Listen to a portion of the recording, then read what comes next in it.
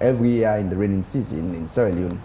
It comes with its usual ferocity and destructions of lives and properties. And every year, the response from government and society remains the same.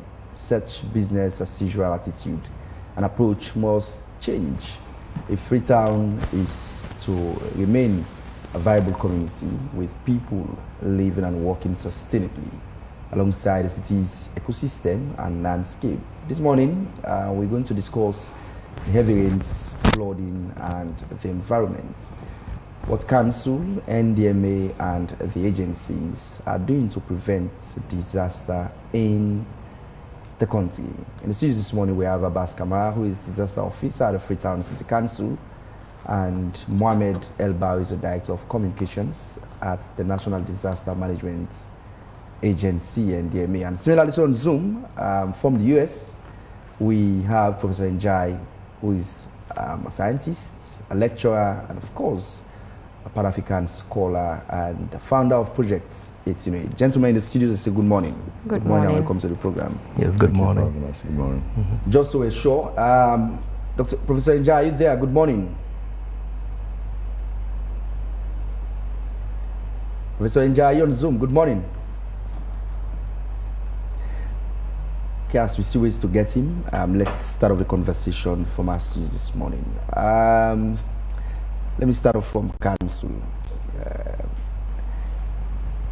Quite a lot, the mayor says, have been done from Council's end to ensure that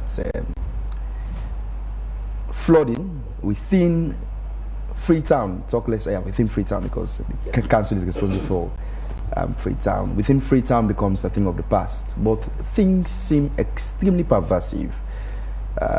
One notorious area is that of Pademba Road, which seem to flood whenever it rains. Where does the problem lie?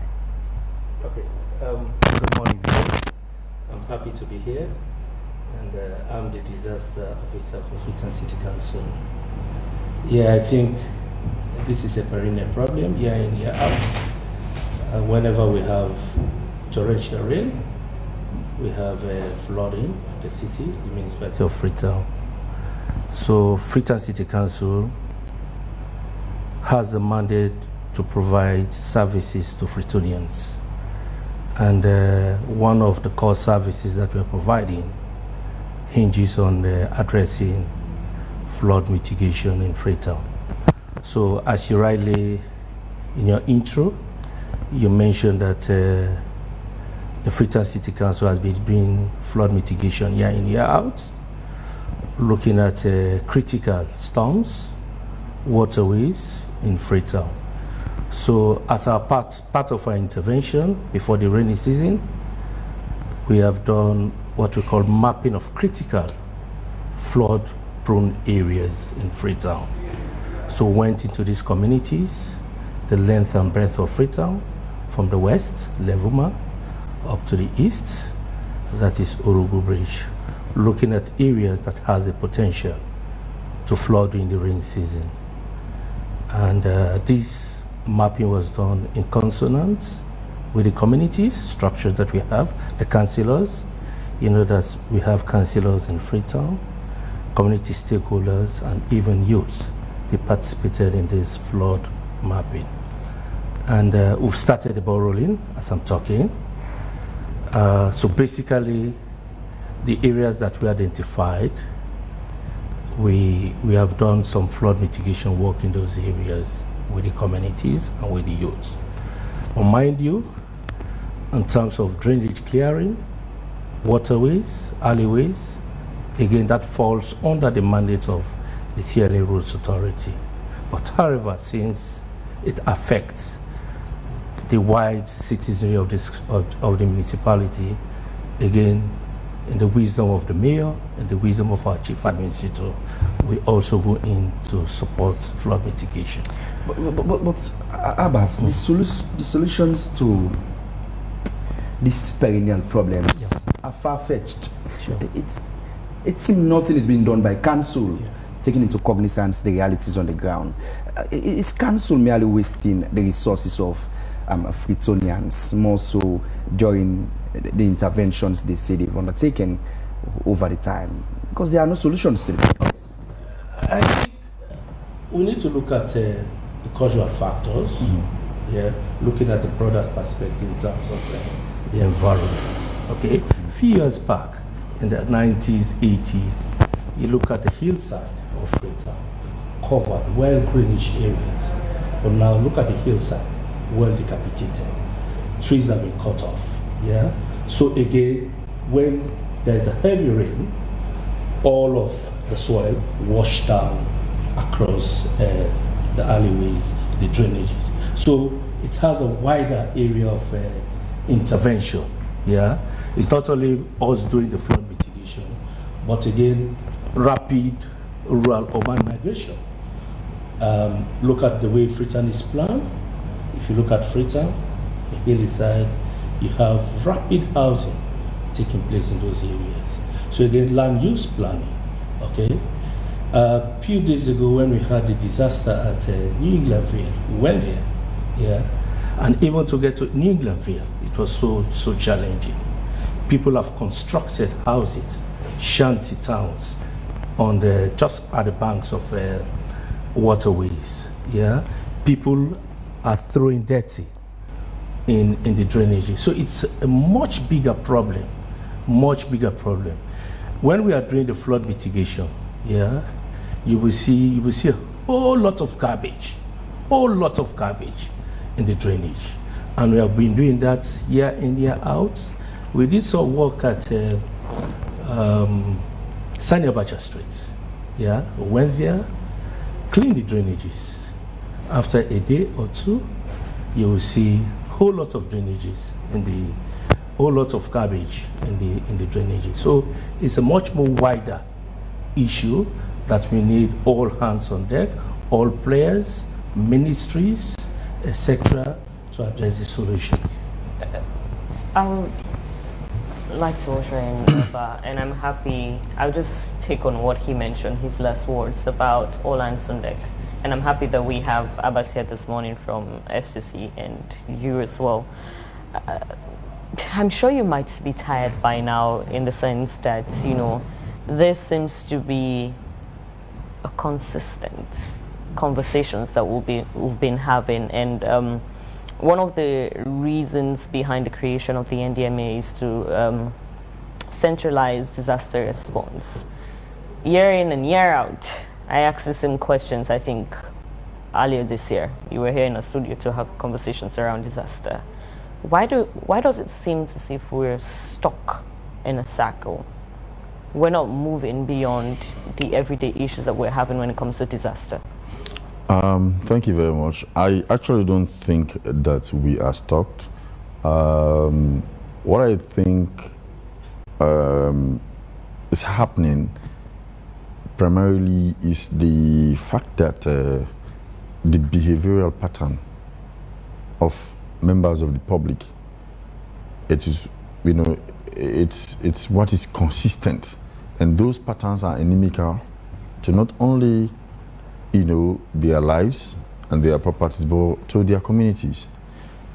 I think without these interventions that my brother has been talking about, and of course also from the part of NDMA, we have our own flood mitigation strategy that we implement every year.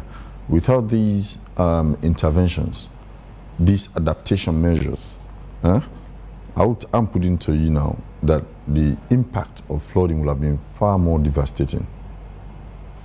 Over the years, it's as a result of these minor, you know, interventions that have led to the impact being minimal, very minimal. Of course, in the last 3 years of flooding, yes, we have been recording flood incidents. However, the impact has been very minimal. In 2024, for example, we only recorded 1 death, the whole of 2024, as a result of flooding. And that doesn't happen, you know, in a vacuum. It's as a result of these, you know, the strategy is this. Every year, Freetown City Council will map out flood-prone areas, other areas that are of concern to them. NDMA will as well map out other areas And we are not only mapping those areas. What we do is to go into those areas, identify the unique challenges that pose a significant threat to them, especially during the rains. And we are not only identifying, we take action. And we are happy now that we are having partners who are very interested in disaster mitigation. So prior to the rains, we have TJUSHI, is an organization that is currently supporting in the disaster mitigation. We have Concern Worldwide, Gold Sierra Leone, all of those partners, UNICEF, they have been supporting us immensely in the area of flood mitigation. So all of those probably might seem so little to some people, but I want to, because the data is there, I want to put it to the public that those interventions have been, they have been yielding enormous dividend relating to the impact of flooding on affected people, especially those that are in the low-lying areas. We'll definitely come to talk about, the issues that occurred, during these past days. But we may now want to go over to Professor Njai. Good morning to you, and thanks for being part of the program this morning, Professor Njai. But let's come back to you, Elba. Let's talk about the issue of preparedness or readiness, with regards to the NDMA.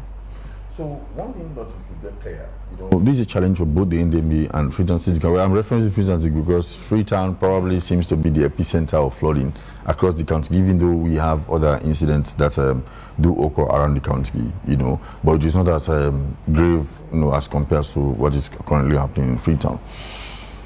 The problem why it will appear as if there has been consistent,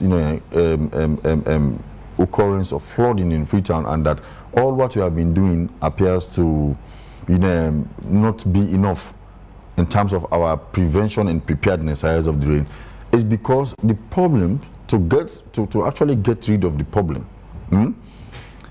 For me, I have said this dozen times, it has to be a top-bottom approach. However, how? If you look at, for example, Sanders Street, Campbell Street area, all of those Dundas Street, why is it that every year that particular place is flooding? One, that storm drainage is very small now to contain the water coming from the hills. So to expand that particular storm drainage, it has to mean that we have to do demolition. It's a capital intensive project, and the council, I want to believe, and NDMA doesn't have such money. I'm coming. So, and what exacerbates the problem more is the fact that with all of that challenge, the storm drainage is very small. People still go and deposit their dirt into the drainages. We clean this particular rainy season. NDMA cleaned that particular area around Sambagota. It was part of our area. We cleared that particular. We were there for almost a week, clearing that particular area. The drainages, we spend considerable amount of money to get front-end loaders, to get to pay labor for people to clear that particular drainage. But I will tell you, interestingly, if you go there again, the next day you will meet dirt again. So it's a behavioral pattern, because NDMA will not be there 24/7 to monitor or to enforce compliance. So it has to do with people. Let us know, as it should be a civic responsibility. That even though nobody is seeing us. For example, I posted a video a couple of days ago of a clean salon guy, because there was a rain. You understand? He was caught on camera depositing the dirt that he was supposed to go and deposit at the dumping site into the drain, and that dirt will go and get stuck at somewhere. And Essentially, Elba and Abbas, you both know the problem. Just as you rightfully mentioned, I was around Sambagota vicinity, and I saw NDMA guys on operations. I went there too. I was with these boys who were there washing my vehicle. But you know the problems, and at this particular moment, the topography of Freetown, and similarly so, the current situation, the current predicament of that drainage.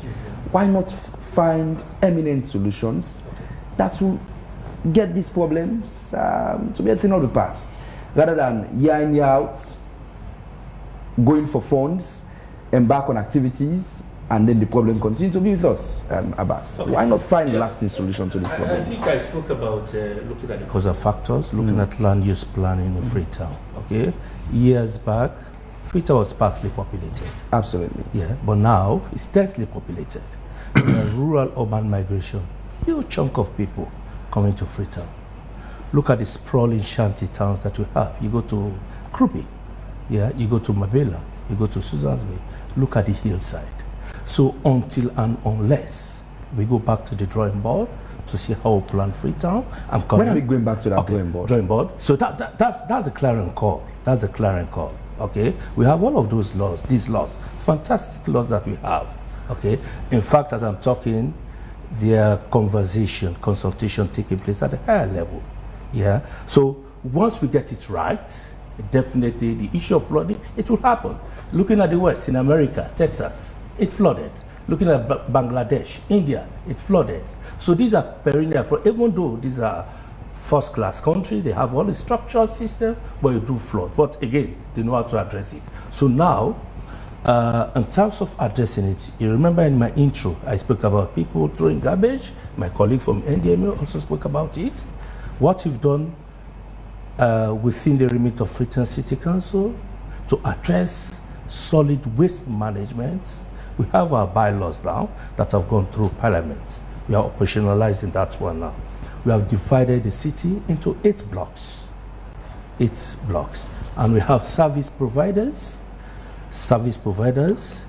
that will go collect waste from household, you pay, and they take the waste to designated areas. So again, that will help, that will prevent people from throwing garbage on the drainages. Okay, before Elba also contribute to that, let's join Professor Njai via Zoom. Good morning, Professor. How are you? Hi, good morning. Can you hear me now? Yes, clearly, sir. Prof, you've Okay. won in past lectures that Sierra Leone is on the brink of climate crisis. What does the data show about the changing rainfall patterns in our region presently? Well, you know that Sierra Leone is vulnerable when it comes to climate change. And Freetown in particular is highly vulnerable because, again, of the nature of the city. Of course, flooding happens everywhere around the world, but Freetown particularly so, being a city which is restricted geographically. On one end, you have these mountains, and other side, you have an ocean.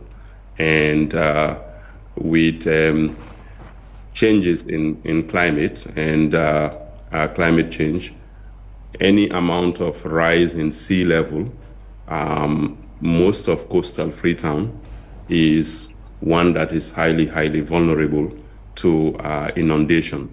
But also, when you look at the patterns in terms of our rainfall for the last maybe 5 years or so, you see that it's not the intensity or the duration of the rain has actually shortened, but the intensity, the shift in the periods where we get the rains also has also shifted dramatically.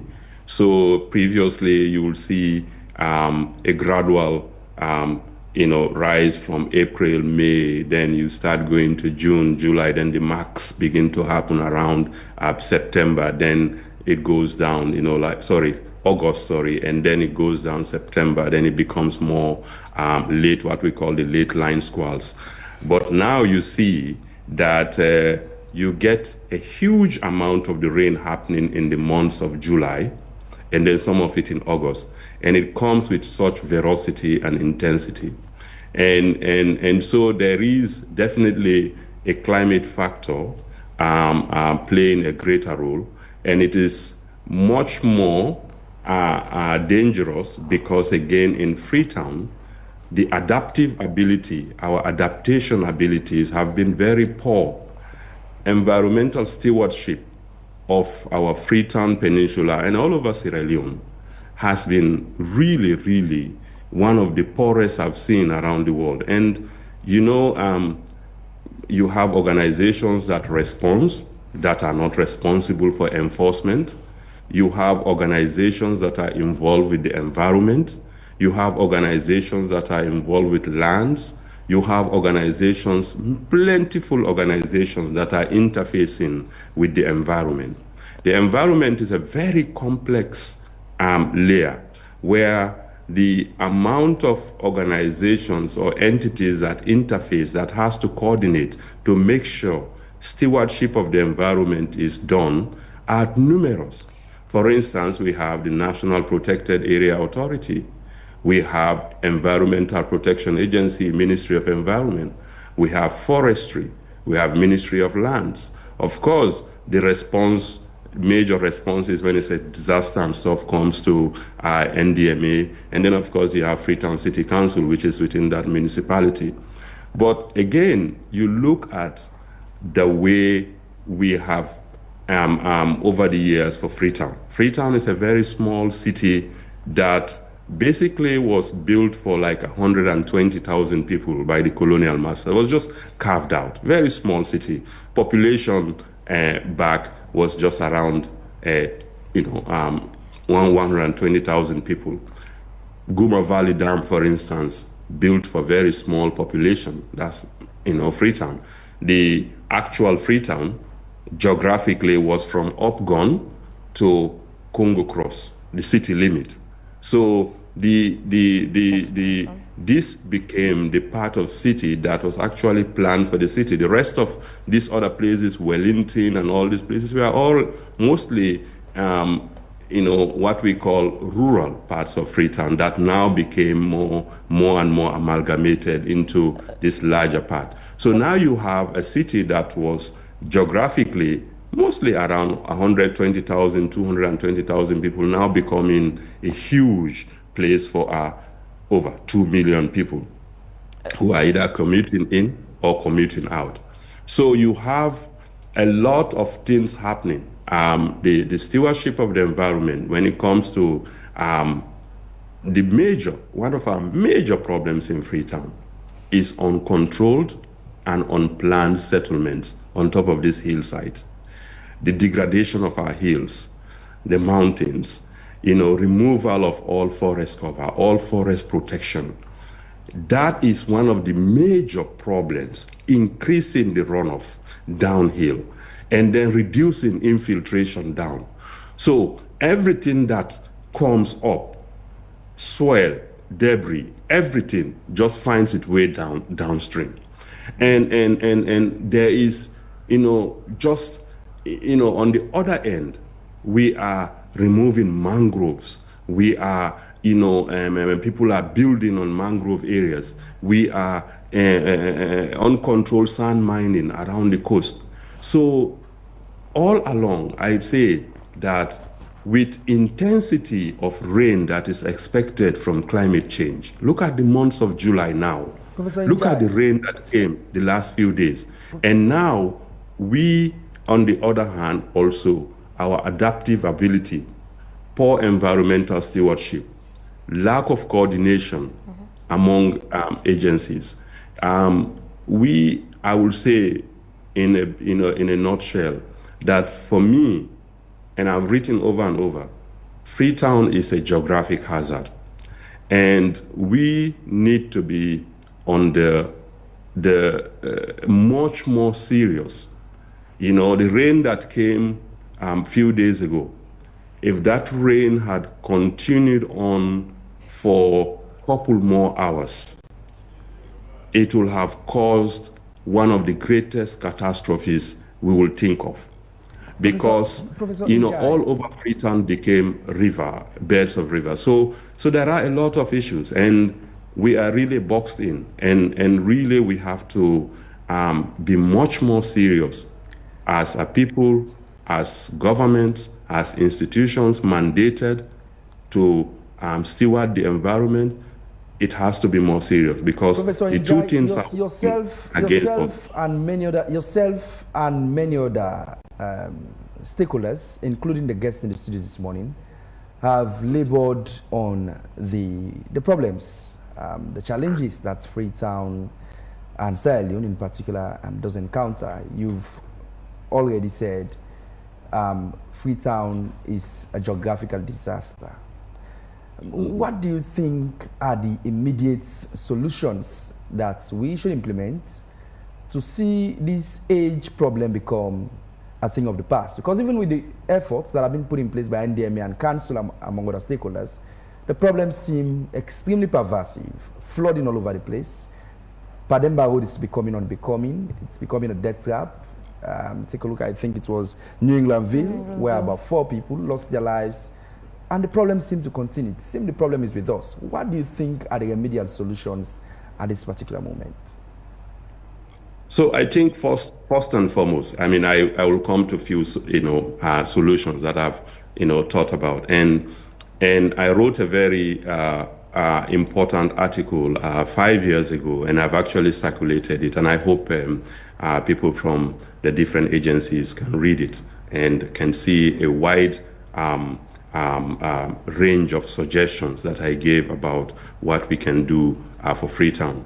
And I think I've discussed some of this extensively with the Freetown City Council mayor over the years and other stakeholders. I think that for Freetown as it is now, fundamental to this country, I will talk about few solutions, but I will say that we need to begin to think actively about decentralization, about either creating a new city, moving, or creating more growth centers outside of Freetown.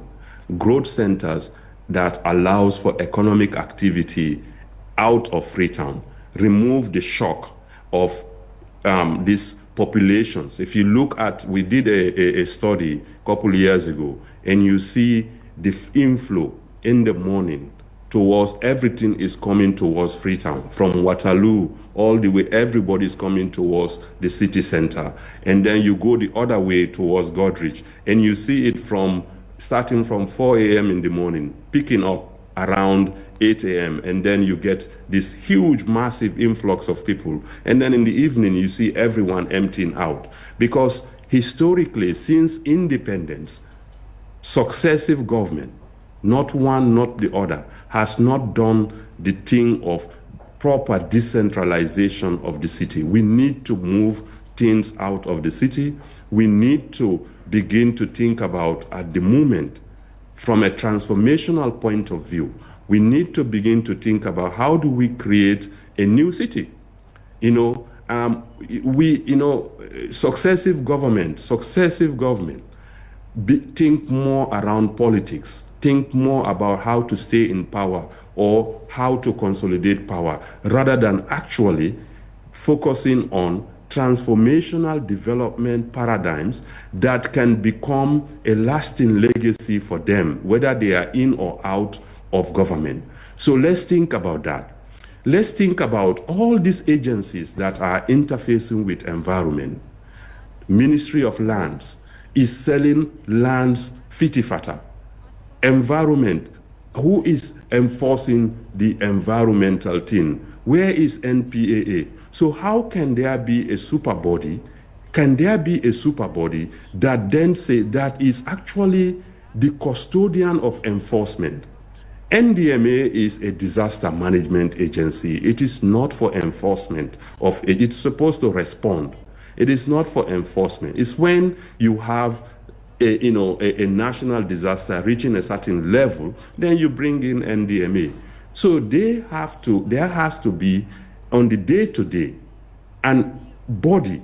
Because now when you go to EPA, they say, I don't have the mandate. You go to environment, I don't have. Lands is doing its thing. Water resources is there. Forest is there. So who has the actual mandate of ensuring that you cannot, when you build here, we will tore it down. When the green belt is a no-go area.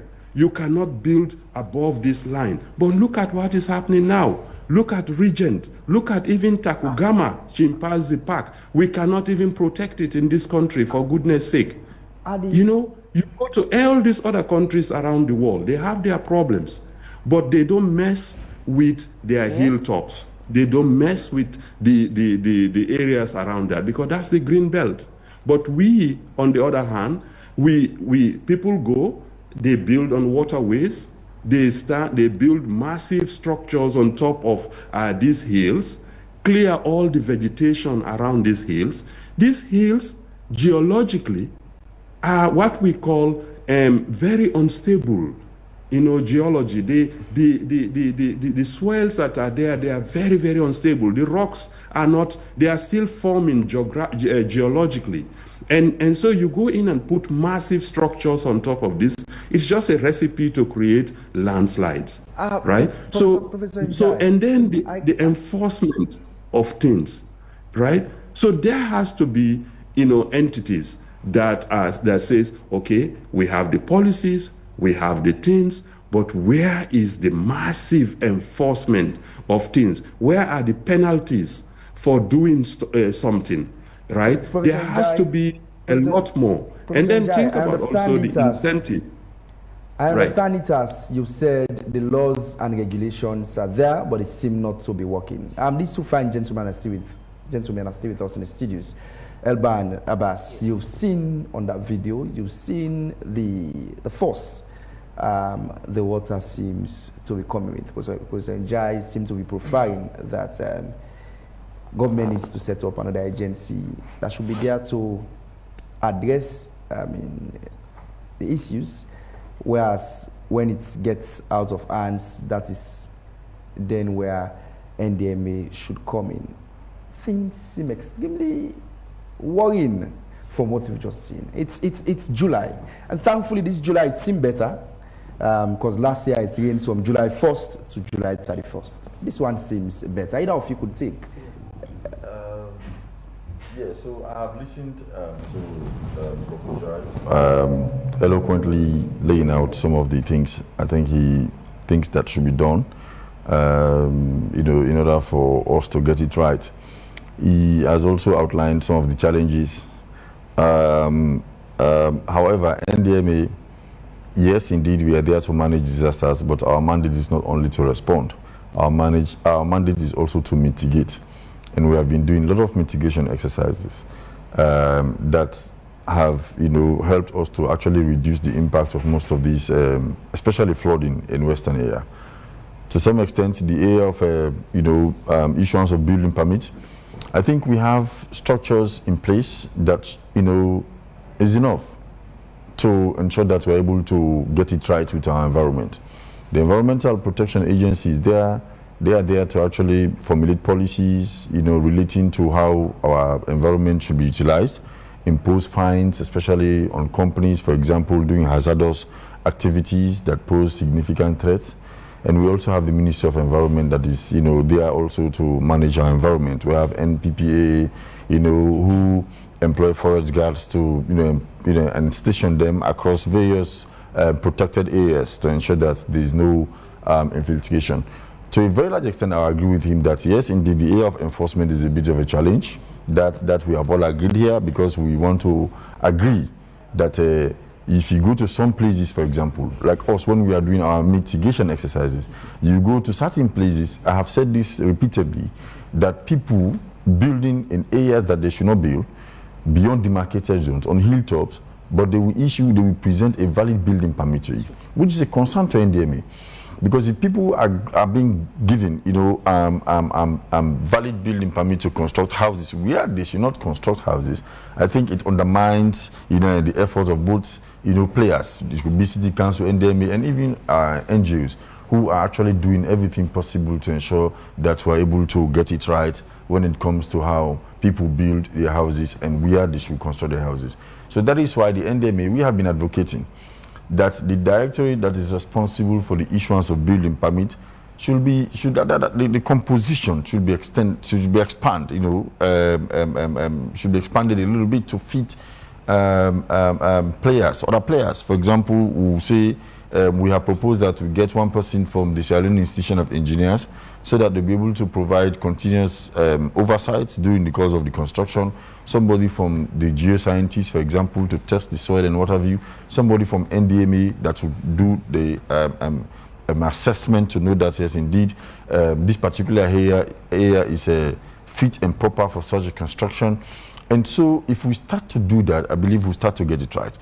And also, people, the public, we are making reference to other countries, but one of the fundamental the reason why they are getting right is because people adhere. Here, you get people who are very stubborn. For example, the Freetown City Council, NDMA will not be there 24 hours to monitor, for example, the hilltops, up New Englandville, and you get people, they know that this particular place that they are constructing their houses, it's a disaster-prone area. They will go there and take the risk. That is not to say we have not been doing our job. We have been visiting these places, marking X, demolishing, encouraging people to relocate. That is all we could do at the moment within our powers to ensure that we are able to minimize the impact. You understand? That notwithstanding, the geological challenges that we're talking about, we know climate change is real, and we know what precipitates, climate change. Unfortunately, we are on the receiving end. We contribute little to climate change, but we suffer greatly as a result of the activities of other nations. However, if we, as a country, as a people, we fail to adhere to directives from state institutions, and we fail to do things that we are supposed to do to prevent ourselves, I'm afraid most of these things will continue. However, we, as institutions responsible to manage disasters, that will not stop us. For example, the Freetown City Council is here. We know we went to FREETOWN the last time. When we spoke to the people who were engaging them, you know what they told us? They say, yes, indeed, yes, we are doing this because we don't have choice. We don't have dumping site. I'm happy Freetown City Council is now putting systems in place to ensure that they have various locations where people will go and deposit their waste, and from there it will be taken from that point to the dumping site. Especially people living in these hilly communities. It is difficult to access. It is difficult to get facilities there, but they are there. They are just continuously degrading those areas, and when you go there, assuming that NDMA will wake up one morning and say we are going to demolish all of those structures, assuming the implications. Quickly before Abbas responds, now NDMA once promised to build community-level disaster response units. Yes. How is that coming along? Yeah, we have community volunteers in most of these communities now, and it has been working for us perfectly because like I said, we are not everywhere at any time. So we need these particular volunteers, because they are permanently residing in those communities, to be giving us feedback, to be telling us that, hey, we don't see somebody in the bill now, enough for bill. We will come and take action. And, and that has been working for us massively, because most times when we come in as a result of the intelligence we gather from most of these people. And our action and interventions, in these communities have been very, very helpful. Abbas, yes, quickly before you respond to early submissions, you heard from Professor Njai about the enforcement of actions. Now, what enforcement action have been taken against illegal structure on water pathways, and are these actions sustained or reactionary? Okay, I think Professor Njai maybe gave a synopsis of the challenges that we have in Freetown, and he touched on decentralization, which is very key, because going through the legal instrument that we have as council, we have the Local Government Act of 2022, and in that act, it gives there should be areas or things that should be decentralized to local council across the length and breadth of Sierra Leone. So. And one of those areas relate to land use planning, building permit, etc. And now the question that you raised, people building on waterways, etc. I remember last year, before the rains, we had a senior engagement at the ONS office, where we have heads of institutions. And that issue was thoroughly discussed, because a whole lot of people are building on waterways. Again, we may want to ask the question, who is giving those permits to those people? Yeah, and for us, Freetown City Council, I think permits for now have been given by the Ministry of Lands. Yeah, so again, we need to go back to the drawing board, like I said, go back to where it started. How can we do enforcement? Yeah, because if there is a proclamation saying that people should not build on waterway, I think that should be enforced, yeah, by the police, by the military, etc. We have been doing a whole little bit, like I told you, when we are doing our flood mitigation work in the communities. You see people building on waterways, and we'll be engaging. Was it 2 days ago, we went to Susan's Bay. There was a picture trending. Yeah, we went there. NDMA was there, City Council was there, and of course, Ministry of Land. So we went to Susan's Bay to talk to people, engage them, even inviting them to stop what they are doing. So it is a conundrum. We need enforcement. Like what Professor Inja was saying, we have all of these laws, beautiful laws, but we are not implementing these laws. I'm happy you touched on Susan's Bay and also Crew Bay. Correct. I mean, those are many among the few disaster-prone areas. And some time back, I did a story around the same issue of flooding, and it might interest you to note that most of these people don't want to leave Kobe at all. So has there been any sort of plans for relocations for people living in those disaster-prone areas? It is difficult, you understand, in terms of relocation. I remember some years back, I think in 25 or 10 years back, there was massive flooding at Kruby. And there was this hue and cry of relocating the whole Kruby. I think houses were constructed at I think closer to Newton. Yeah, people allocated houses from Kruby. You know what happened? People left those houses and came back. So it is difficult to remove people from the slum. So maybe what we can do for us to provide alternatives for them. Okay, so the flooding that took place last year, what we did as Freetown City Council, we engaged the community, cleared the drainage. Last year, we never experienced flooding at Kruby. Last year. And also this year, when it rained 2 or 3 days ago, people are expecting that Kruby will flood, but there was no flooding. Yeah. So my colleagues were talking about the CDMC, the community structures. Okay. Freetown City Council is also working with those community structures, the youth, training them. So they are doing their own little bit, working with partners, CRS. We had support from the Irish Fund. We also had support from the Road Maintenance Fund to support us in our flood mitigation in order to mitigate issues of disaster. So we are doing planting of mangroves. Yesterday, I was at Kokube. There is a youth group that is doing planting of mangroves. Yeah, we are doing that in all of the coastal areas. So in our own little way as Freetown City Council, I think we are trying to mitigate disaster. Elba, yeah. I think we've had a couple of messages. Time isn't our friend as we speak. So let's go through just these few messages and allow them to respond in series to wrap up the segment. First off is from Baba Femi Aaron Johnson, who says there is so much pressure on the centralized nature of Freetown in terms of service delivery, business hubs and opportunities. We should start to decentralize Freetown by extending the city to provide the same facilities in hubs for East and Far West, decongest all the hills and restore the green belt. And this is from Thomas Rogers. I believe a major factor behind the frequent disasters in Freetown is the issue of overpopulation. Everyone wants to move to the city in search of better opportunities, but this has led to uncontrolled and unplanned urban expansion.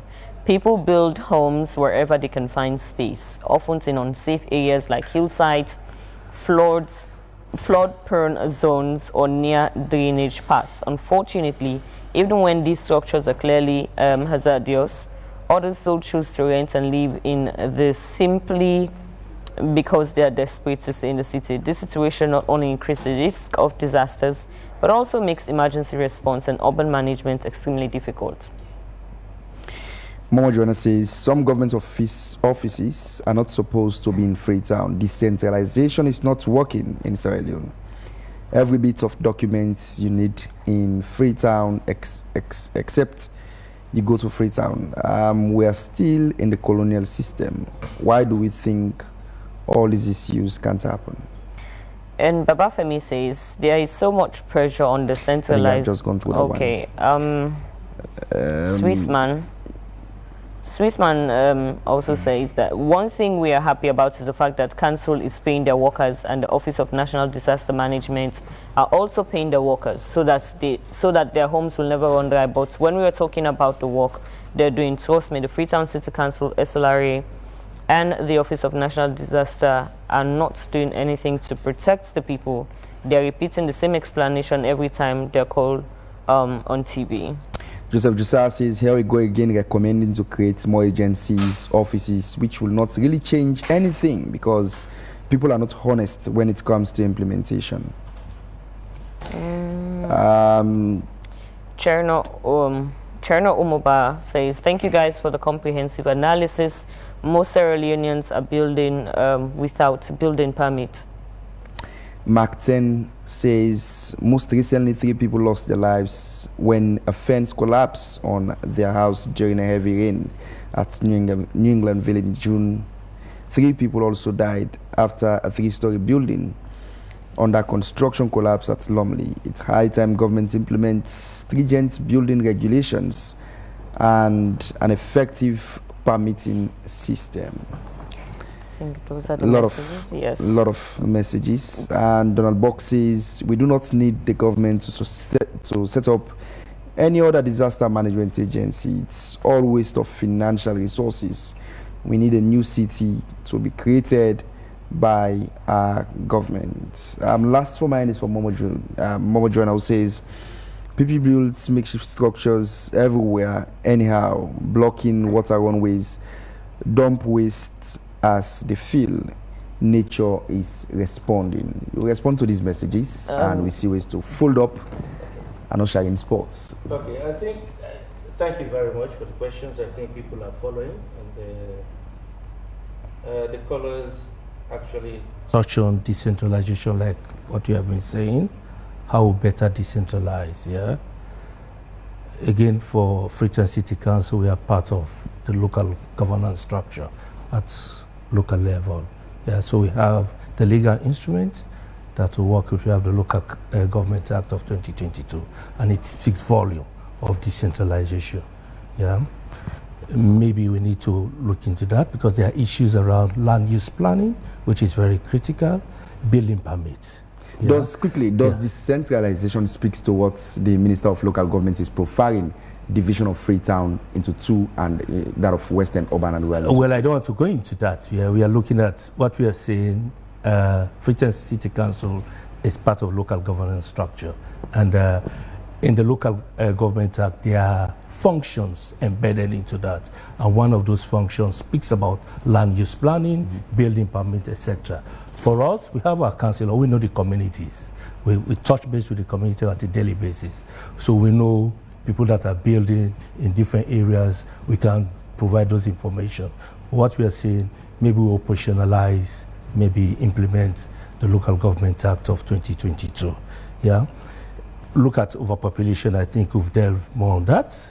Yeah, everybody's rushing to Freetown. Services, you need a passport, you need better medical facilities, you need better schooling.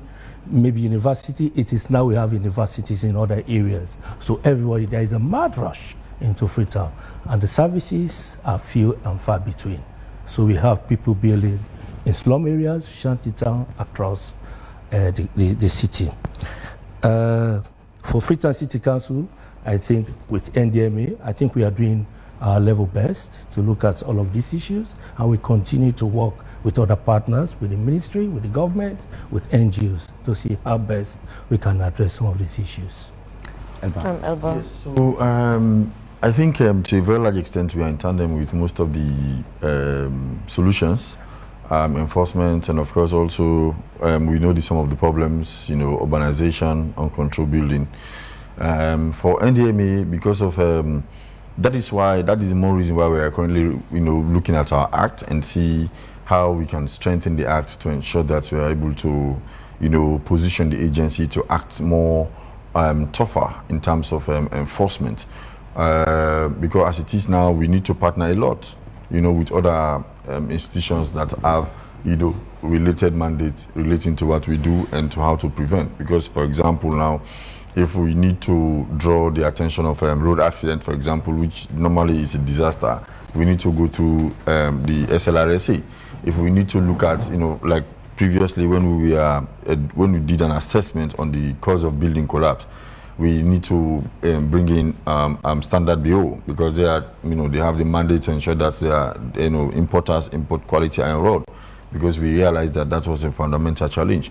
So we collaborate a lot. You know, Professor Jan was talking about collaboration. We have our interpillar coordination meeting monthly, and in that interpillar coordination meeting, that is where we discuss all the challenges we've identified for the month, and we, apportion, to relevant institutions for action.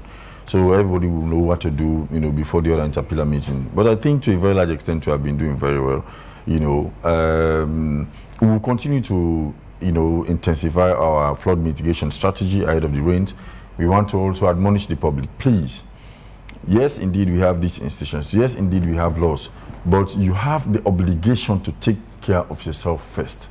Because if anything should happen to you, the NDMA, Freetown City Council, and other partners will come there and provide some relief effort. But if you lose your life, definitely nobody will be able to replace it. So you have an obligation. Let us work together to ensure that, one, we stop throwing our dirt in garbages, in drainages, and of course also we stop to build, in places where we are not supposed to build our houses. Not just because government is not watching and government is not seeing you, it means you're going to take those unjustifiable risks. All right. For any emergency, we have our toll-free line 1199. Okay, thank you so and we're expecting more rates, by the way. Thank you so very much. Quickly, Professor Njai is still there. Just your closing courtesies, taking into cognizance the messages we've received from our online audience on our Facebook page. Yeah, thank you very much. I think for me, I feel that still more needs to be done in terms of better coordination, better collaboration between the various agencies involved with environment, and stricter enforcement and huge penalties for lack of adhering to. I think all over the world, people have issues, and all citizens behave the same way. But governments are mandated to kind of provide the leadership that makes them toe the line. So it is very important that we have very strict laws, very strict enforcement of these laws to toe people to make people toe the line. Otherwise, next year again, we'll be coming back again to talk about even greater problems. I think people do things sometimes out of survival, but governments have to be there to kind of enforce, provide the things necessary to make sure that things are enforced, laws are enforced. And then I wasn't talking about creating, for instance, new agencies, but we need to be able, among all the agencies now that are even duplicating functions, we need to be able to have agencies that have a stronger mandate. Who, for instance now, who regulates lands? Who can regulate among them? If they are all at the same level, they have overlapping mandate. So sometimes somebody will not listen to this person. But there has to be, if it's NDMA that is then given that mandate to be the supra, on top of everybody can go in and say, you cannot sell this land, you cannot build here, you cannot do this, then that happen. But for now, it seems like everybody has a mandate, overlapping mandate, confusing, and nobody knows sometimes where one person's mandate starts and where the other one's ends. So there has to be something. But there has to be also bigger will, political will from central government, political will coordinating with local government and city councils to ensure that we have greater protection of our environment. When we talk about decentralization, it should not just be in paper. It should be about doing it. For instance now, when you look at Waterloo, you look at Maishaka, you look at Lungi, all of these areas where we should be decentralizing to going in and planning these places so it can absorb the overflow from Freetown. It can be model areas for new economic growth centers.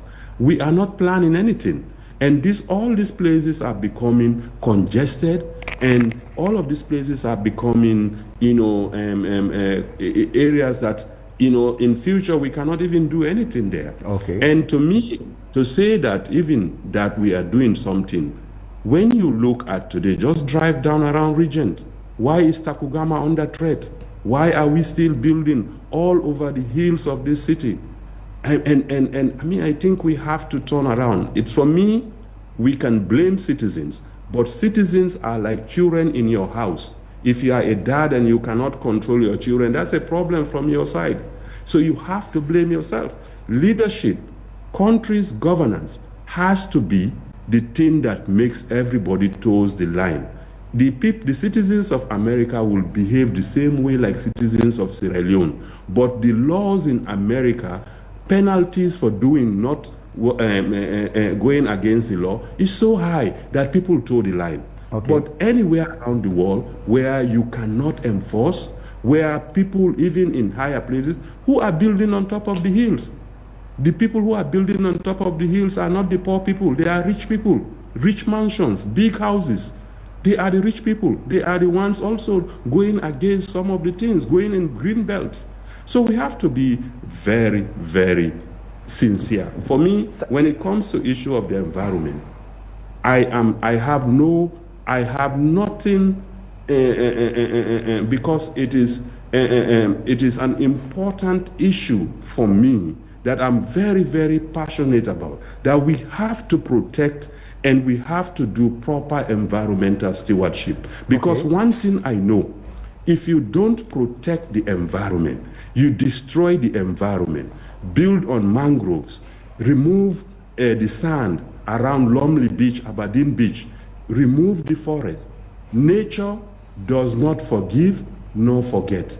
Nature does not forgive nor forget. If you destroy nature, nature will come back, and when it comes to fight back, it will destroy you.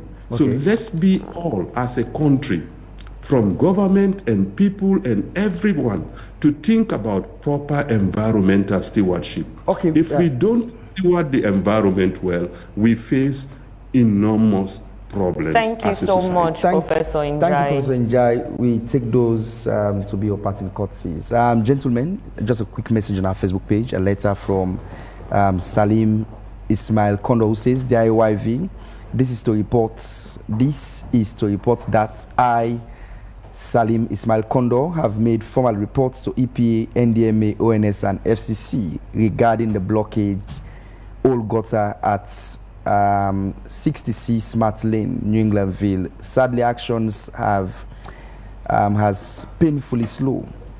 The road is now severely dilapidated, and lives and properties are at high risk as the rains continue.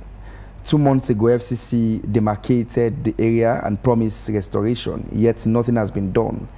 This neglect directly violates the rules in Rylands and Fletcher, as the blockage caused escape and damage from accumulated water.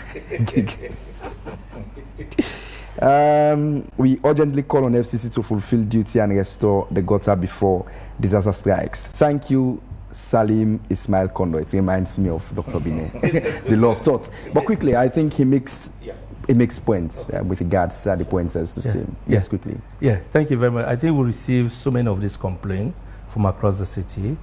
And as a team, we have the Environment Office. I'm in charge of disaster. We have other component, the Metropolis. So thank you. We'll look into that. In fact, I think we've been doing that with NDME, looking at critical infrastructure that poses threat to the community. Was it on Wednesday? We went to Brook Street, the intersection Brook Street and Shaker Stevens Street. There is this fanciful building, but it was poorly constructed. I spoke to the Indian that constructed that building, so they want to knock it off. So we have been doing that. We went to Susan Spear to look at these critical issues. So we're looking at that from this engagement with NDMA to see what we can do. Yeah. In a few words, please. We note your concern, and let me just assure you that we are just a little bit overwhelmed, but we'll definitely get there and we'll receive your complaint.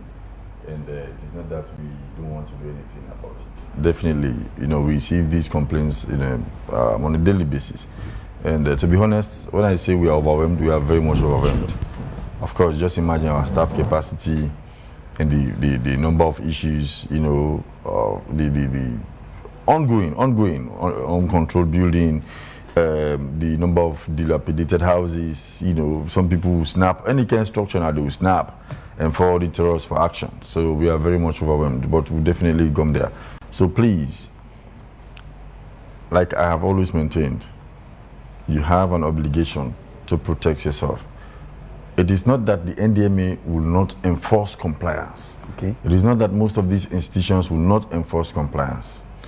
It has to do with the fact that most times, again, when you tend to enforce this, say, for example, if NDMA and Freetown City Council now wake up one morning and say, everybody now pay for left, it has human rights implications. It has security implications. And you cannot do that without a proper relocation plan.